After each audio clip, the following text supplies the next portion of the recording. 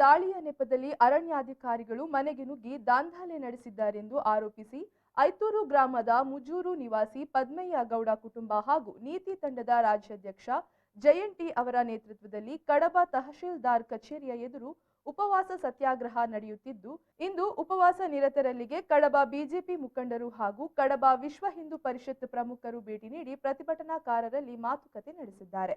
ಈ ಸಂದರ್ಭದಲ್ಲಿ ಮಾಧ್ಯಮದವರೊಂದಿಗೆ ಮಾತನಾಡಿದ ಕೃಷ್ಣ ಶೆಟ್ಟಿ ಅವರು, ಕಳೆದ 4 ದಿನಗಳಿಂದ ಕಡಬ ತಾಲೂಕು ಕಚೇರಿಯ ಎದುರಿನಲ್ಲಿ ಪ್ರತಿಭಟನೆ ನಡೆಸುತ್ತಿದ್ದವರನ್ನ ವಿಚಾರಿಸಿದ್ದೇವೆ. ಅಧಿಕಾರಿಗಳು ಮಧ್ಯರಾತ್ರಿ ದಾಳಿ ನಡೆಸುವ ಸಂದರ್ಭದಲ್ಲಿ ಅನ್ಯಮತೀಯ ವ್ಯಕ್ತಿ ಅಬ್ಬಾಸ್ ಎಂಬವರು ಇದ್ದು, ಅವರು ಹಿಂದೂ ಧಾರ್ಮಿಕ ಭಾವನೆಗಳಿಗೆ ನೋವುಂಟು ಮಾಡುವ ರೀತಿಯಲ್ಲಿ ವರ್ತಿಸಿದ್ದಾರೆ. ಇದನ್ನು ನಾವು ಖಂಡಿಸುತ್ತೇವೆ. ಈ ವ್ಯಕ್ತಿಯ ವಿರುದ್ಧ ಸೂಕ್ತ ಕ್ರಮ ಕೈಗೊಳ್ಳಬೇಕು. ಅಧಿಕಾರಿಗಳು ಅರಣ್ಯಾಧಿಕಾರಿಗಳ ವಿರುದ್ಧ ಯಾಕೆ ಪ್ರಕರಣ ದಾಖಲಿಸುತ್ತಿಲ್ಲ ಎನ್ನುವ ಬಗ್ಗೆಯೂ ಕೂಡಲೇ ಉತ್ತರ ನೀಡಬೇಕು. ಮುಂದೆ ಕಾನೂನು ಹೋರಾಟ ಮಾಡಲು ಅವರಿಗೆ ಈಗಾಗಲೇ ಸೂಚಿಸಲಾಗಿದೆ ಎಂದರು. ಕಡಬ ತಾಲೂಕಲ್ಲಿ ಕಳೆದ 4 ದಿವಸದಿಂದ ತಾಲೂಕು ಕಚೇರಿ ಎದುರುಗಡೆ ಐತೂರು ಗ್ರಾಮದ ಸುಂಕದಕಟ್ಟೆಯ ಪ್ರಸಾದ್ ಮತ್ತು ನೀತಿ ತಂಡದ ಉಪವಾಸ ಸತ್ಯಾಗ್ರಹದ ಈ ಒಂದು ಘಟನೆಯ ಬಗ್ಗೆ ಈಗಾಗಲೇ ಅರಣ್ಯ ಇಲಾಖೆಯ ಅಧಿಕಾರಿಗಳು ತನಿಖೆಯ ಒಂದು ವ್ಯವಸ್ಥೆ ಅಡಿಯಲ್ಲಿ ಪ್ರಸಾದ್ರವರ ಮನೆಗೆ ತಡರಾತ್ರಿ ಅನ್ಯಮತೀಯ ವ್ಯಕ್ತಿಯನ್ನು ಜೊತೆಗಿರಿಸಿಕೊಂಡು ದಾಳಿ ಮಾಡಿರುವಂಥದ್ದು ಖಂಡನೀಯ.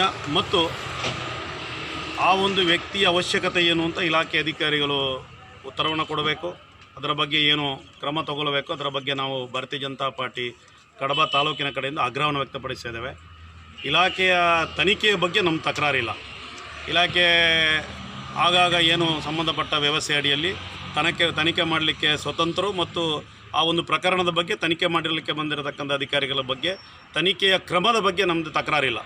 ಆ ತಡರಾತ್ರಿ ಮನೆಗೆ ನುಗ್ಗಿ ಆ ಅನ್ಯಮತಿಯನ್ನು ಜೊತೆಗಿರಿಸಿಕೊಂಡು ಧಾರ್ಮಿಕ ಭಾವನೆಗೆ ಧಕ್ಕೆ ಆಗುವ ರೀತಿಯಲ್ಲಿ ಆ ಮನೆಯಲ್ಲಿ ನಡ್ಕೊಂಡಿರುವ ಬಗ್ಗೆ ಅದರ ಬಗ್ಗೆ ನಾವು ತಕರಾರು ತೆಗೆದಿರುವಂಥದ್ದು, ಅದರ ಬಗ್ಗೆ ನಮ್ಮದು ವಿರೋಧ ಇರುವಂಥದ್ದು. ಈ ಸಂದರ್ಭದಲ್ಲಿ ಬಿಜೆಪಿ ಮುಖಂಡರಾದ B A Manohar Rai, Sitaram Gowda Posavalike, Pulastya Rai, Girish A P, Prakash N K, Medappa Gowda Depuni, Ashok Kumar P, Fayaz Canara, Sadananda ಮೊದಲಾದವರು ಉಪಸ್ಥಿತರಿದ್ದರು.